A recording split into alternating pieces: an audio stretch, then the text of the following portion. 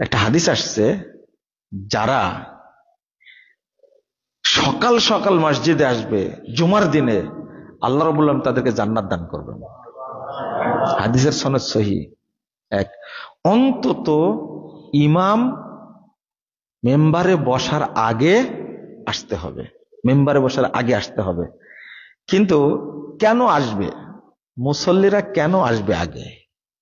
কারণ ইমামদের কাছে কিছু পাই না। আমি তো ভাবতে পারিনি যে শেষ পর্যন্ত মসজিদ কি হয়ে গেল, ভরে গেল। কিন্তু যখন খুতবা শুরু করি, ওই যে ট্র্যাডিশনটা থেকে গেছে যে খুতবায় তো কিছু নাই, আরবিতে বলে শেষ করে দেয়।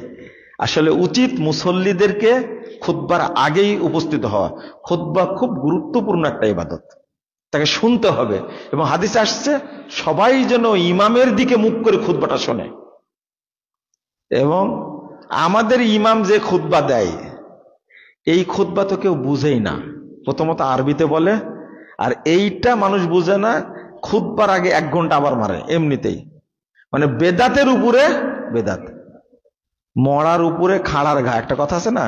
হ্যাঁ, মরে গেছে তাও জবাই করছে, বিষয়টা এইরকম হয়ে গেছে। তো এই প্রচলিত খুতবা চালু থাকার কারণে মুসল্লিরা গুরুত্ব বুঝে না। আশা করি আপনারা বুঝতে পারছেন বিষয়টা। আগেই চলে আসতে হবে খুতবা শোনার জন্য। খুতবা একটা সাপ্তাহিক মানুষের ইমানের খোরাক। খুতবাটা হলো সাপ্তাহিক খোরাক, যেটা বাংলাদেশে পায় না। ওই যে একজন ব্যারিস্টার বলে দিছে না, যে খুতবা শুনতে কেন যাব আপনার কাছে, আপনার তো এলেম নাই।